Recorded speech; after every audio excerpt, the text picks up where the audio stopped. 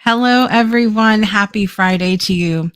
I wonder if anyone that's watching today knows what a fall guy is. Have you ever heard that phrase before? Today, we are going to be visiting with the fall guy himself and dig into what that means, what it's looked like for his life, and so much more, and get into maybe some folklore and tales as well. We'll be right back to start an all new episode of The Breakthrough Show now.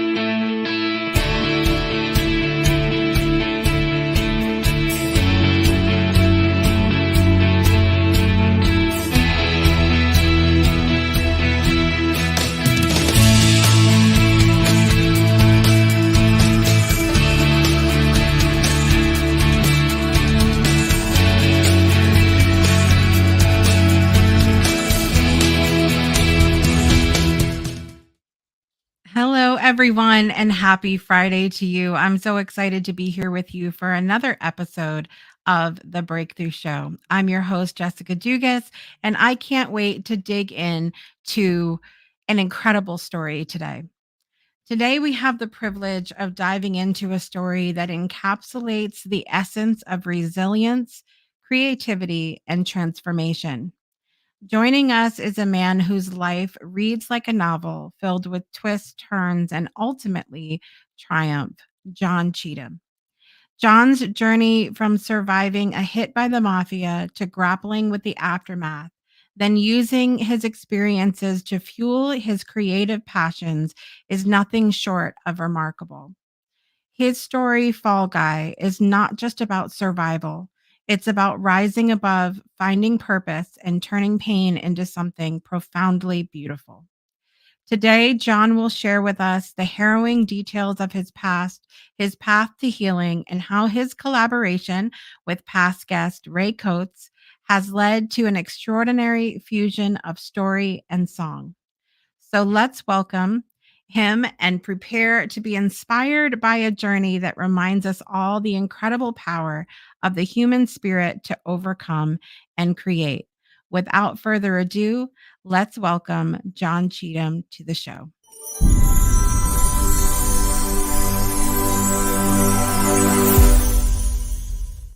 John, welcome. I'm so excited to have you here today. Thank you for bringing me on. Absolutely. I'm thrilled to dive in a little bit to your story today. We heard from Ray a few weeks back. Ray will be joining us again coming up here in another few weeks to share with us some of this beautiful music that you have been creating together, which I'm so inspired by. Ray seems to have a way with just making it seem like a story, as he puts the music together, but you had quite the story to go off of.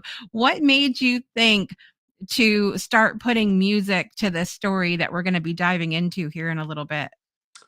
So during lockdown, I found myself unable to leave home. I was watching Facebook, watching the news, and we used to have a local comedy duo, a bit like Little and Large, a bit kind of like that. They were called Cannon and Ball. So Cannon and Ball in England were achieving 15 million viewers a week on their TV show, which for England is amazing. And one of the two, unfortunately, passed away with COVID during lockdown.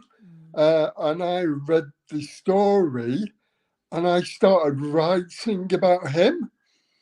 And I put my story on Facebook. And his wife rang me and said, "That is absolutely amazing. would you mind if we use that story, that poem, for his funeral? Wow. So I thought, well, that's lovely, nice. So we had in the 70s a local female pop band that are not really well known in America, but they were very, very big, strangely, in Japan. Hmm. And they're from Blackpool, from here, um, called the Nolans. Ah, They, okay. they had one famous song that's called I'm in the Mood for Dancing. Um, Okay. I think maybe I've heard the song. Maybe I've okay, yeah, you may have. Famous, but really, really big in Japan. So the Nolans were giving my poem out on the way to their funeral, Wow. and they gave out 3,000 copies of my poem. And the next day, my poem was appearing on eBay, and that kind of crazy scenario. Wow. And I thought, well, there's obviously something that I can do here. Obviously, I can write. So I started writing about more people that I'd met, people that I'd heard about. And I got a book of poems together. I put a couple of more poems on Facebook, and a recording studio rang me from San Francisco out of the blue, rang me and said, hey John, your poems are good. Would you write one for me? So yeah, I penned them a poem, sent it over, and they recorded that in San Francisco. Wow. I thought this is strange for me, odd. But so I kept with it. Mm. Um, I had very little success with the songs in America. However, the recording studio sent me a CD of my songs, Mhm. which thought it was great. Um, and I've had them played by local radio stations in England. So nice, good. And then a local radio station introduced me to Ray Mhm. about 9 months ago. Me and Ray got talking and we hit it off immediately. And then um, an American chap by the name of Meatloaf died. Mm. You know Meatloaf? Yes. Yes. Yeah, so I wrote a poem about Meatloaf and Ray recorded it. Mm. It's called Lost and Found, and we've had great success with that. Yeah. In the meantime, so last August, I'd finished writing my book, Mm. which we'll hear about shortly. And me and Ray have been writing songs that are attached to my story. Mm. Um, and we've released 3 or 4 of those now. Well, we've got a great one coming out in the first weekend of May, Yes. and that is particularly poignant that Mm. it's the first weekend of May because it Mm. involves something that happens on that day, somebody that I was dealing with in my book is from that part of the world. Wow. Uh, and their company is called the State of America, where they're Mm. from. Um, and in America, it's a famous day on the Friday and Saturday of the Mm. first weekend of May.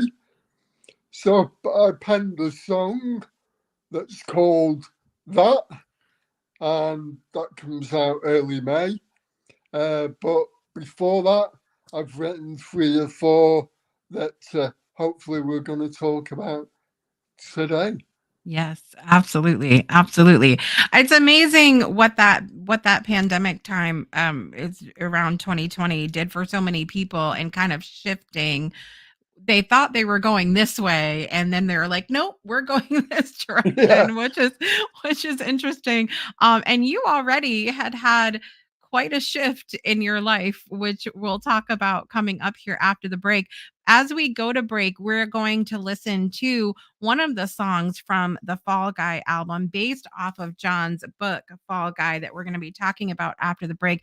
This is one of my favorite songs that's come out so far. Cry, it will make you cry. Get your tissues. And I want you to listen to this song to get in the right space as we talk to John after the break about Fall Guy and what happened when he was left for dead. We'll be right back after this.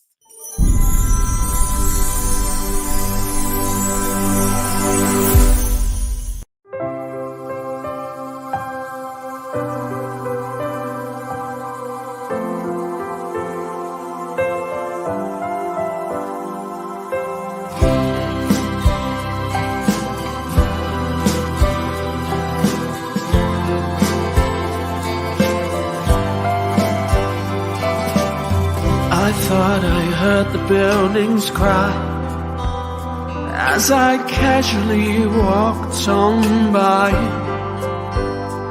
On my way to meet a friend, first thing she said, get those thoughts out of your head. I want this now to end. Go and smash down glass ceilings, seek out those opportunities. Open up that lonesome locked door, just like you've done for years before. You may lose a battle, but win the war. All I wanna do is cry. All I wanna do is cry right through the night. All I wanna do is cry my battlefield from the inside out. All I wanna do is cry. Cry, cry, cry out loud.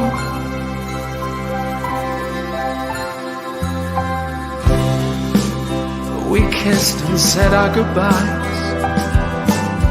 Then I began to realize the power in everything that she said. Erase those things out of your head. I want this now to end. So I went and smashed down those ceilings, sought out those opportunities, and opened up that lonesome locked door, just like I'd done for years before. Remember, you may lose a battle, but win the war. All I had to do was cry. All I had to do was cry right through the night. All I had to do was cry my battlefield from the inside out. All I had to do was cry, cry, cry, cry out loud.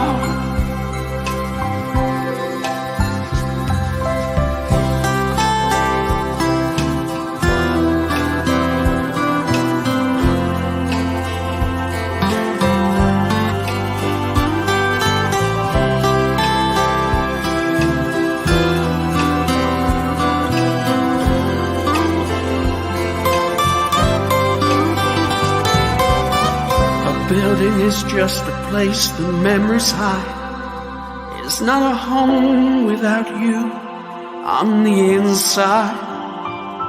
We need to smash down those ceilings, seek out our opportunities, open up that lonesome locked door, just like we've done for years before. Remember, we may lose a battle, but we'll always win the war. Some days we all need to cry. Some days we all need to cry right through the night. Some days we all need to cry our battlefield from the inside out. Some days we all need to cry, cry,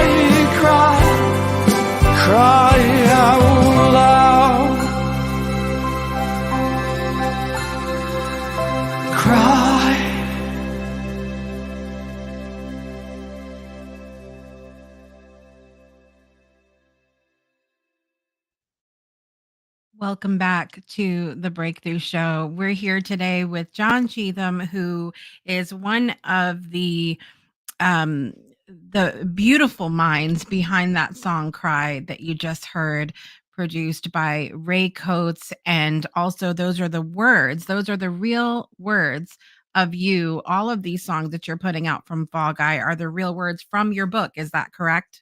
Correct. I love that. Correct. I love And that. the picture on the front is a picture of a property that's mentioned. No, the front of the song, Mm, the song cover is a property that is in the book. mm. Wow. Wow, I didn't even know that. I did not even know that before listening, and we look at that image, and sometimes you just don't know. I wanna say a quick hello to Jason, who's joining us today, as well as Brittany, welcoming you to the show, and she agreed. We were both crying the the first time we heard that song. It's just so beautiful. I want to give you an opportunity to tell everyone in general about your story and what happened that led up to these events that you share about in Fall Guy. Okay, so I worked for a real estate company since 1992. In the early 2000s, I was asked by an American client of ours to help him purchase a small property, firstly in Latvia. So, Latvia were just about to join the EU, and I flew out to Latvia with my friends. I did my work. He got the property. As a real estate agent, we got paid. So all good. And then a few months later, he came back to me and said, "Hey, John, I've got an old racetrack in Bulgaria. And as you know, Bulgaria are just about to join the EU. I would like to buy that racetrack." So I said, "Well, let's go and have a look. I'll help you like I did before. And, we go through, pay us." So me and him flew out. We saw the racetrack. We were able to talk to government officials. We had meetings. And it was agreed he could buy it. So we flew back. And then a few months later, I flew out at the Bulgarians' request with proof of funds, proof that the American had the money to buy it. So I flew out with the paperwork, and the Bulgarian mafia shot me and then disposed of me over a bridge and left me for dead. Oh my gosh. Like I'm trying to process this, John, because it seemed to be from your story that there were so many people involved in this transaction. Does that mean that all of these people were involved in what happened to you as well? I'm sure, yes, I'm sure. Wow. Wow. Um, they had, so the American gentleman that I was dealing with, his main business was selling racehorses worldwide. He had some very, very high profile clients that he name dropped all the time. He was from your bluegrass state of America. He had the same name as the bluegrass state. Hmm. And it kind of made sense that he would want to buy an old racetrack in Europe so he could breed his horses. that wasn't what he was going to do with the property. That was just his cover story. The cover story fitted well with his lifestyle, but that is not what him and his wife were going to do with the property. It's incredible to me how I tend to be a very naive person. I'm a very trusting person, John, and I want to think the best of everyone and everything. Before this incident, would you say you were a pretty trusting person? And how, I mean, Yeah, obviously this changed you, I'm assuming? totally, Yeah. totally. Wow. Recently, and this incident happened in 2005, so we're nearly 20 years on. And recently, I was asked to go and see a clinical psychologist for an assessment. And in England, they rate PTSD on a scale of 0 to 60, 0 being you're healthy, 60 being you're dangerously ill. With that, most people that suffer from PTSD are apparently about 30, 31 on that scale. I still register at 52 on that scale. Wow. What happened, John, after you went over the bridge? Do you have any memories of anything that happened after you were shot, or does it skip forward in time for you?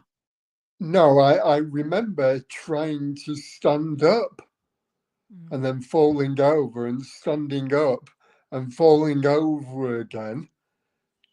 And then I don't remember anything until a passerby that had seen the incident had physically dragged me into the back of his taxi cab.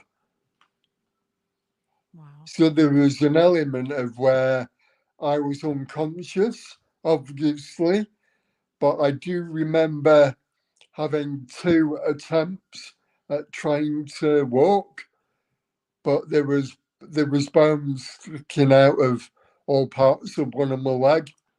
Mm. And Wow. from that point, I don't know anymore until the hospital. Wow. And I want to be clear. I mentioned at the start of the episode that the book, the album, everything is called Fall Guy.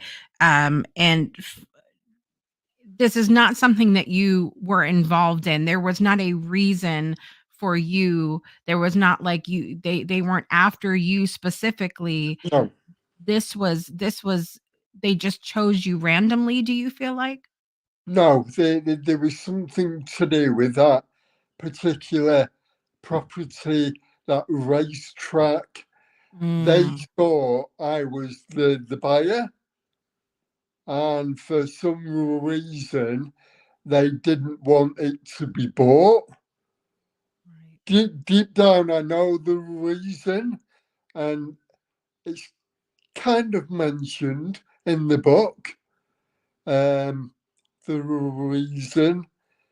But the mafia in Eastern Europe, in America, in Russia, make their money from oil and gas, prostitution, and other kind of business arrangements.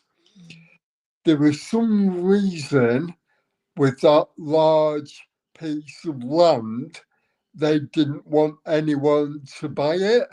Mm, And the reason is the husband and wife person that I was dealing with. There's some connection between what they did, what they knew they were going to do when they bought it, and what they believed, or what they made people believe they were going to do. Wow. I'm mind blown by this entire thing because again, I here I am, the naive person that like how could people do this? But we know that atrocities such as this happen so often around the world, and we're not even aware of it until someone like yourself survives and is brave enough to tell the story. Talk to us, John, about what happened. What are some of the first things you remember when you started to come to after this incident? I remember coming to in the hospital, and they had to put stitches in my leg, right leg, blood everywhere, bones sticking out from my knee, from my ankle, everywhere. And they just pushed the bones back into my leg and then stitched me up. And That then, doesn't sound pleasant. and and after that, I don't remember anything until waking up in a hospital room Mm, where there were 6 other people in a hospital bedroom. yeah, yeah. Can I ask you where on your body did you sustain injury from this? In my right leg. In your right leg. Oh, obviously, you can see from my speech and the way I am, there's something not quite right. But the doctors think I landed on my feet when they threw me over the bridge. And that's why I got severe compound fractures all the Oh, way down. oh my goodness. Wow. And that, it's interesting too because it reminds us, I think it reminds me that when we sometimes see people with an injury that sometimes there's a lot more to the story than what we can actually see.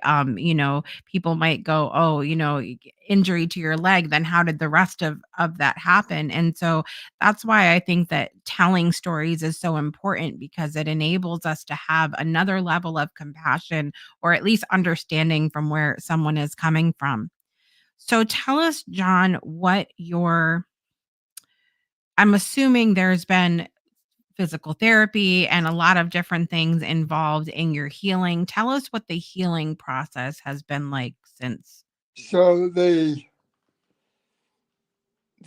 healing process in England, we're quite poor in dealing with injuries, especially shooting industry injuries, because we're not used to someone being shot in England. It Mm, happens more in gun states, more in America. It doesn't happen in England. So dealing with a bullet injury was an issue in England. The the the big problem I had with my injuries healing was that the Bulgarian hospital operated on me first time to put a pin in my leg. They believed I only needed one, but I have 36 in there now.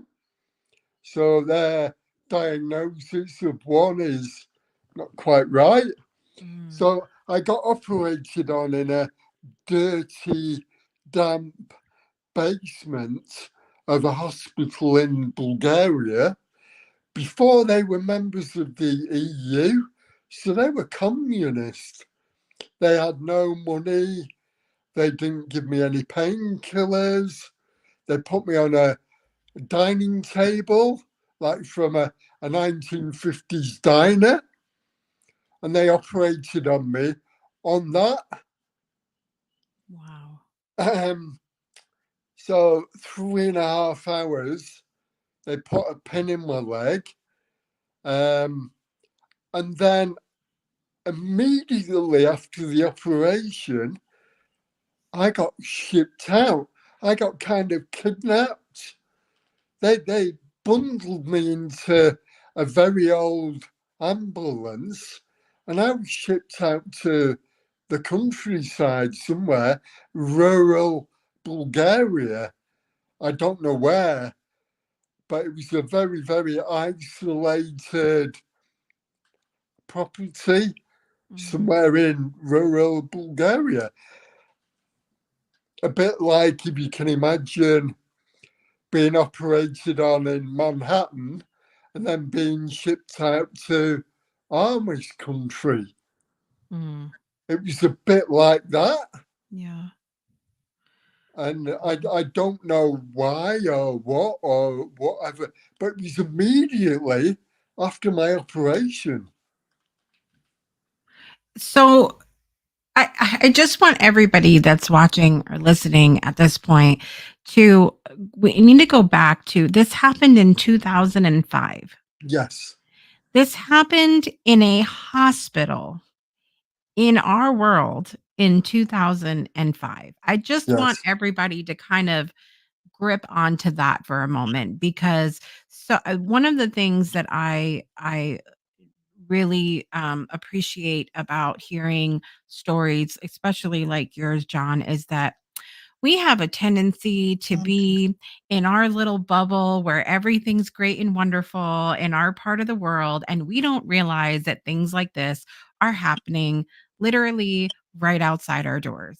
no, We no. don't realize that. When before all of this happened, do you feel like you had a grip or an idea that things like this could be this way? Or how has this experience sort of changed your view of the world? I guess I would. I can't trust anybody. Mm. There isn't a person out there that I trust with anything. I don't believe anyone. Someone tells me it's Monday and I don't believe them. I go and check a diary to make sure it's Monday, which is a sad way to be, but it's the only way I've been able to protect myself. Right. Right. Yeah, and I can understand that, and I appreciate you sharing that, because I think sometimes I think to myself, you know, we have those passing thoughts of how could someone possibly think that way? And the truth is that we never know what they've been through. We never know what they've been through. And so someone might go, I can't believe John doesn't trust anybody, but they don't know what you've had to experience in order to get to that point of No, where you no. can't trust. So while I was in the hospital before the operation, the police beat me up in the hospital. So 6 police officers and a translator came into that room where there were 6 of the beds and physically beat me to a pulp in the hospital and made me sign some paperwork to say nothing happened, you don't know where you are. All that happened as well.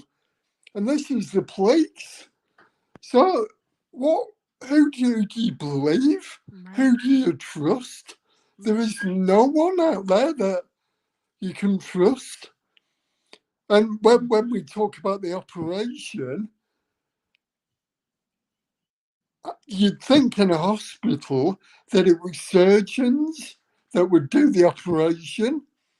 But we found out 9 months later that the Bulgarians had used 2 different metals when they put a pin in my leg, and they've left a bullet in there. What? Oh my goodness. Oh my goodness. I think we all echo Brittany's thoughts, which is I'm just so sorry that you had to experience all of these things that you had to experience in this entire story, um, what are some of the things that you are still working through today? I know you mentioned sort of the mental health part of it, the PTSD. What are some of the challenges that you're still working through today? So obviously I'd worked for real estate companies for many years. So even 2 years ago, I was working for a real estate company as a manager. So I had a good job. Unfortunately, the gentlemen's toilets, restroom, and kitchen were in the basement of the real estate company.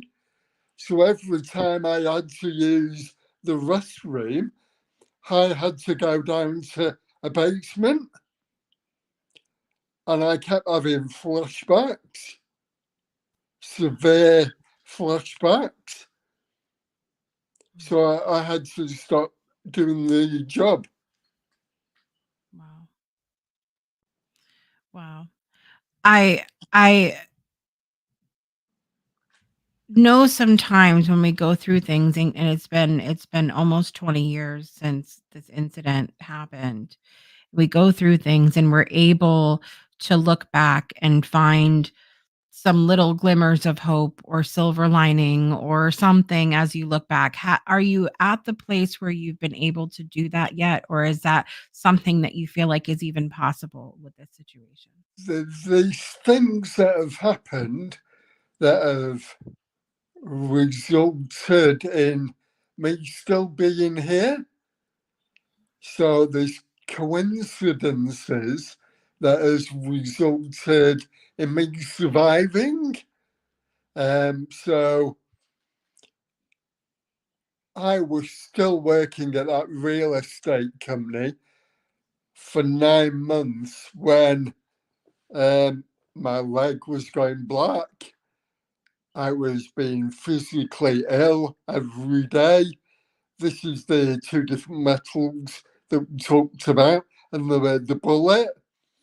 And a chap came in the office and said, "John, you look really, really ill. I've got a friend who's a surgeon. Would you mind if I ring him?" So he rang him in front of me, and the surgeon said, "Well, actually, I'm in Africa at the minute. However, I'm home in your town next week seeing my mother. So can I see you next week?" And he saw me before he saw his mother. Oh, that's amazing. And he got me in the hospital and opened up my wounds and found that I'd corroded. Mm. The two different metals had corroded.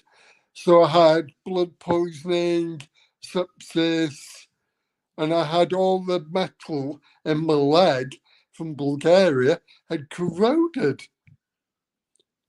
But what a coincidence to have someone there who was a surgeon. Right. Right.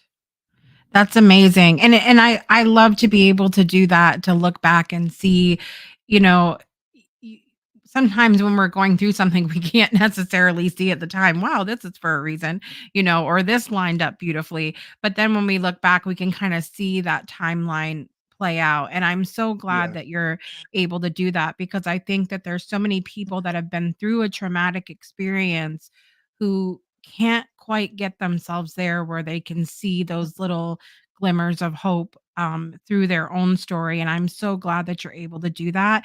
And something so incredibly traumatic that I feel like people are going to listen to this, and maybe they'll be able to start to look for those little things now to help them through. Um, you wrote the book. At what point, what year did you write the book? Remind us of that, and then also. I didn't actually complete the book until last year. Okay. However, from the day it happened, I was writing notes. Mm. I kept writing things down so I didn't forget. Yeah. So I wrote everything down. And then last year I had the courage to finish it. Mm. And I took 400 pages of A4 paper to an author who put everything together for me. Mm. But he spent very, very little time doing that because he said, John, it's all here. So he kind of edited the book Mm. and then gave me the finished product back and said, John, there wasn't a lot for me to do. You've done a great job. Here you are. So I got the book self-published at that point on Amazon, and it's been on Amazon since August. I love it. I love it. And I'm so excited to have my copy. John was kind enough to send me a copy and signed it as well because I have a feeling, which we're going to get to after the next break, with all of the work that you and Ray are doing, there's going to be a lot more people around the world who are going to hear this story and be inspired by it and be inspired by you, because I think when we go through things like this, it is so easy to give up. It truly is. I think sometimes we don't give ourselves enough credit for how much courage and energy and willingness, even just the choosing to move forward, that we do. And I want to celebrate you for that today, John, because you could have easily just said no. You could have Yeah, just said no. Um, Brittany's asking, do you feel like writing the book has helped you process how you were feeling with everything that you had to experience? yeah, yeah.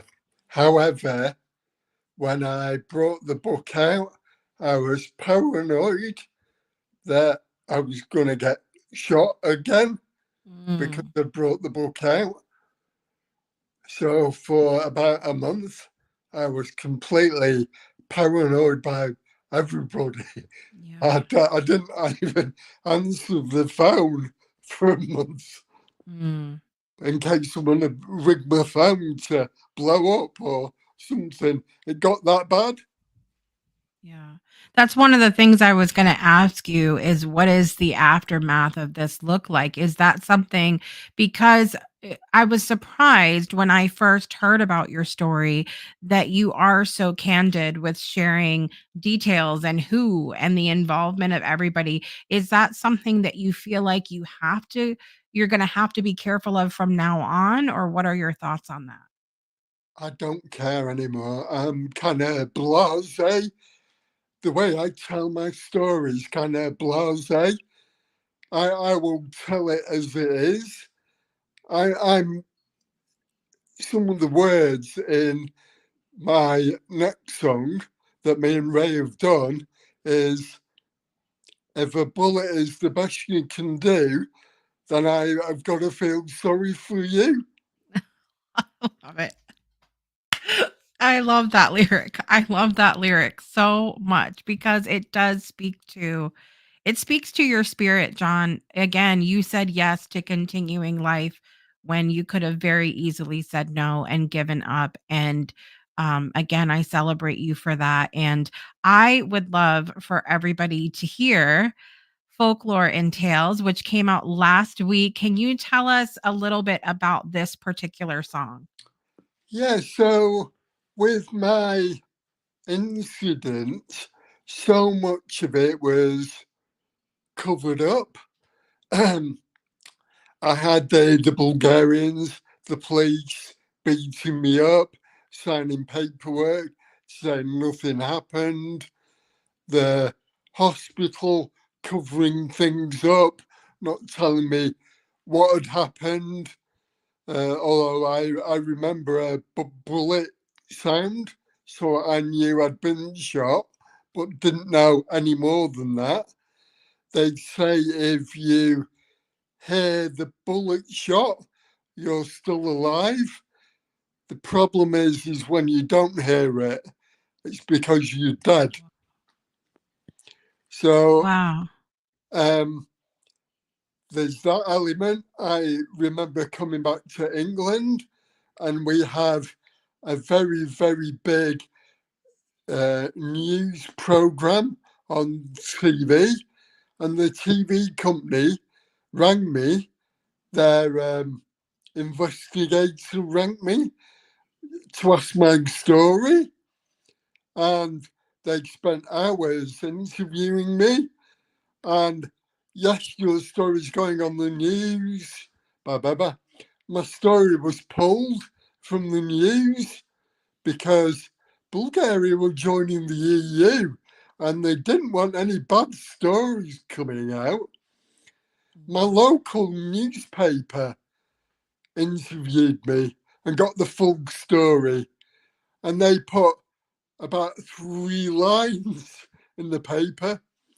Blackpool boy gets mugged in Bulgaria. Wow. So they covered that up. I kept hearing the word protocol, and that word to this day is a word that I hate, because basically it's a cover up. They're covering something up by using that word. Wow. And I kept hearing it everywhere. So I sat down with pen and paper and thought about other things in the world that had maybe been covered up. Somebody else that had been shot famously, where the story's kind of been covered up. So I started with JFK. Who shot JFK? Who knows? But the story's been covered up. And then the Cuban crisis, Tricky Ricky with his cassette tapes, all covered up. And this is how I started writing my song. So I got all the words together, again, got them to Ray, and we've got Folklore Tales. I love it. I love it. And some of those cover-up things have been making their way back around into some of our thought process as JFK's nephew is running for president over here. So yeah, lots the timing of this, John, is epic. I love it. Well, we are going to listen to Folklore and Tales now and then come back after the break more with John. So don't go anywhere.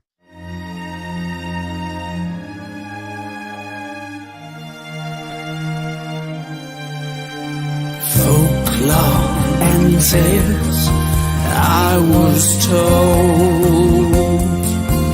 Where were you when they blew JFK away? Was it the Unions, was it the Cubans? It's hard to say. I'd say they were playing with mob rules that day. Folklore and tales, I was told. Folklore and tales, I was told. Meetings and greetings and telephone calls, just to iron out their final plans. On the day it all played into their hands. Folklore and tales, I was told. Folklore and tales, I was told. It all happened years before I was born, but it was folklore and tales I was told. And later in life I found out they were watching me as I tried to complete that real estate deal. Folklore and tales, I was told. Folklore and tales, I was told. thought I'd read all the signs, crossed all the bridges and smiled. But the mob had other ideas, so they thwarted my plans with a team and a gun in their hands. I must say they play hard when they fight, just one bullet to kiss me goodnight. With drivers and doctors on their payroll on that night, that suddenly took its toll. But I'm still here and looking for more, and my own story has become a tale and folklore. Folklore and tales that I hold. Folklore and tales that I hold. They call them the mafia or the mob. They are obviously born for the job. It's not something you plan to become, living your life dependent on a gun.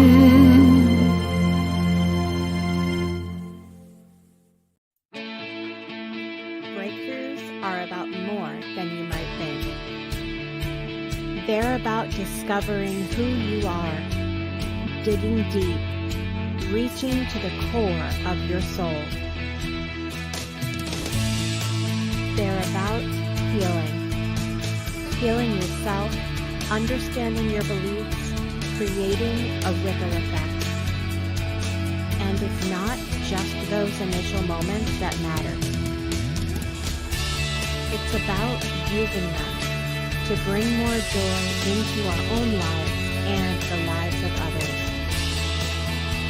It's about having fun, letting loose, enjoying every moment life has to offer.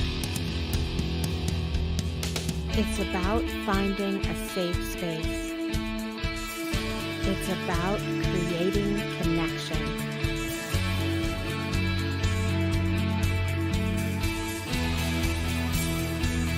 Join us each and every day for exclusive programming, special events, and a community to call home, where we invite you to explore, change the way you look at and live your life, and go beyond the breakthrough. So we ask you, are you ready? We'll see you online at thebreakthroughshow.com. Welcome back to the Breakthrough Show. We're here with our very special guest today, John Cheetham, from all the way across the pond. I love that we can be together from so far away. I'm so happy to have you here today, and I love folklore and tales. And it means even more to me now that you've explained a little bit of the why behind the lyrics of the song, because I think it speaks to perspective a little bit for me about how sometimes we hear things and that's what we hear is not necessarily the truth. And it reminds me to do my own research and ask my own questions, which is what I love to do here on this show. Well, ask my own questions. So what the entire story that you've shared today is there's so many layers to it, and there's so many things that I think we could all take as lessons from your story. What do you hope that people will take home from Fall Guy?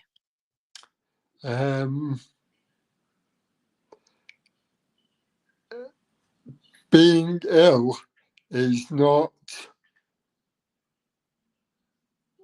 a physical thing, it's always a mental thing. And I believe you can cure anything that's wrong with you, providing you believe it. You've got to believe in yourself. I mean, I've spent 4.5 years learning to walk. 4.5 years on crutches Now, people have come to me and said, "Oh, I broke my leg. I was on crutches 8 weeks." And I was 4.5 years. And I always believed that I would walk again.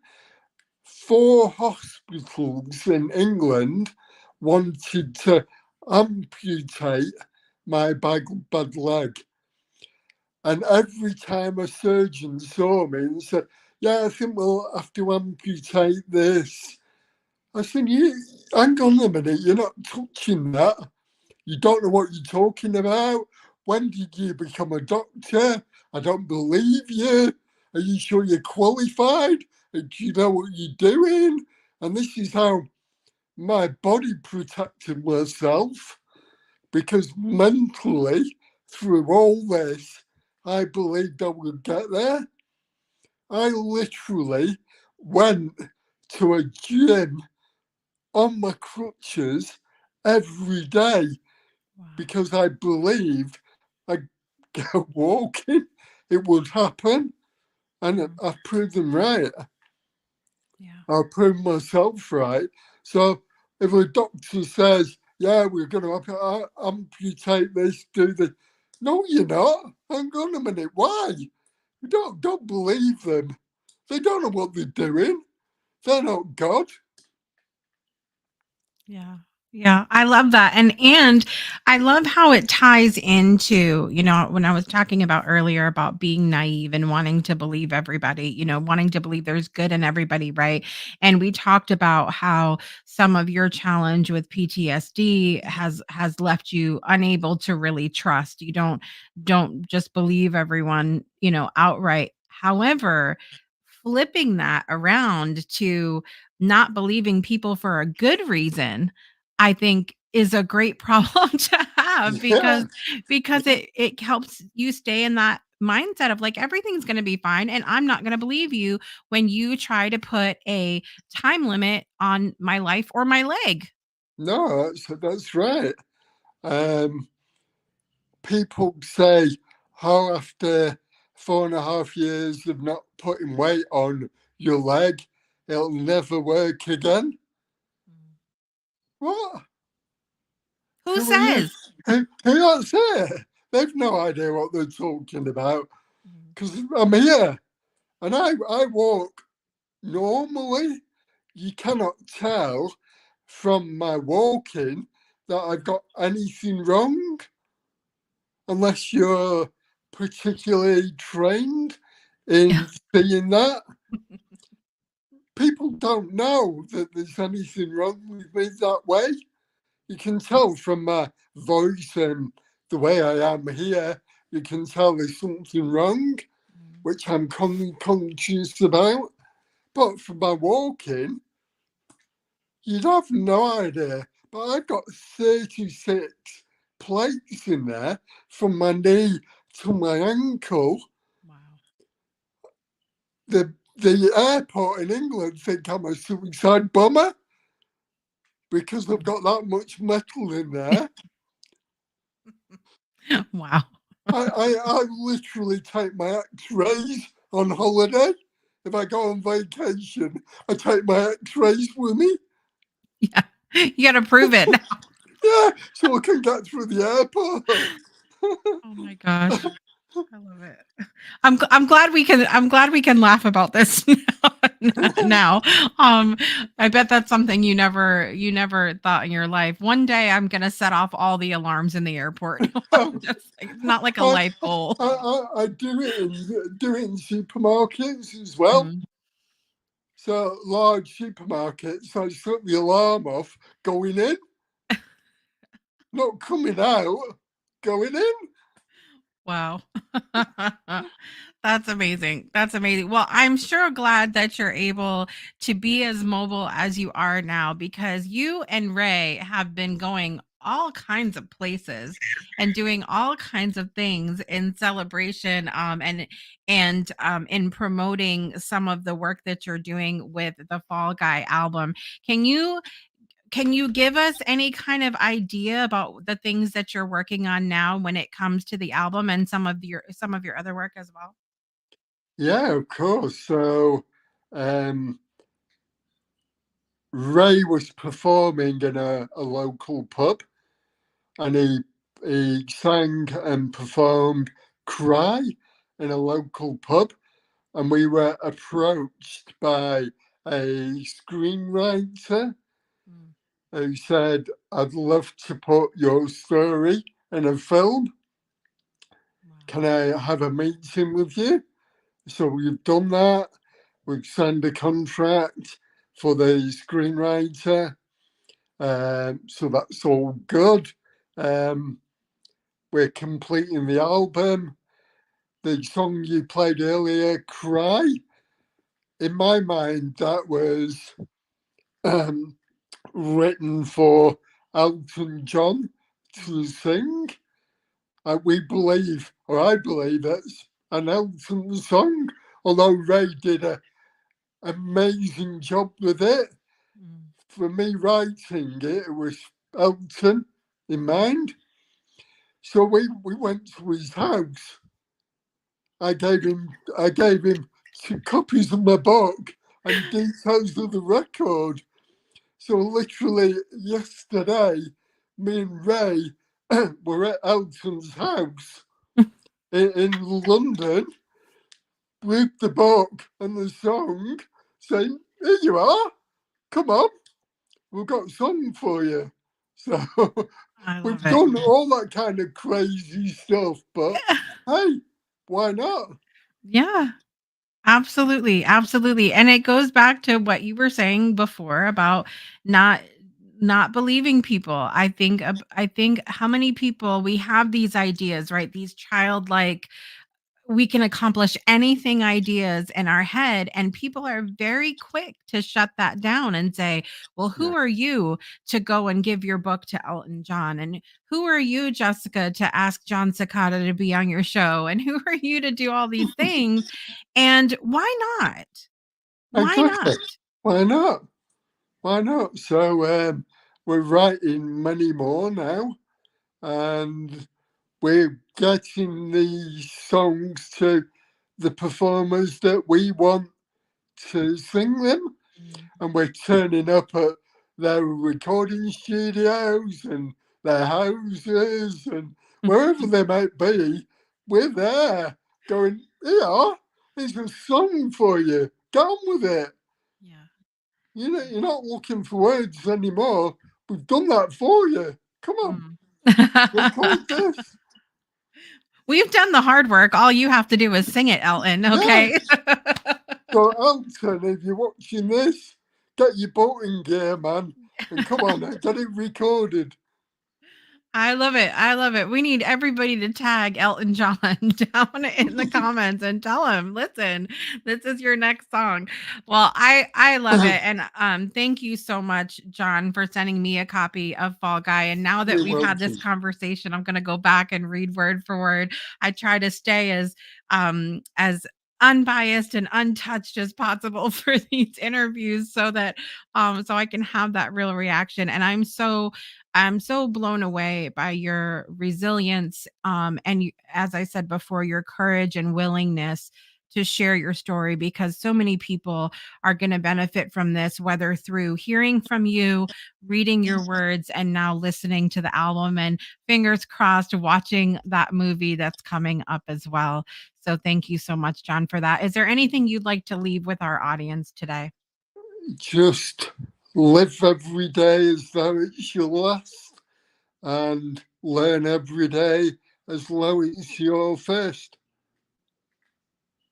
I love it. I love it. And Brittany's manifesting Elton John for you, John. It's happening. It's happening. That's our favorite saying here on the Breakthrough Show Network. It's happening.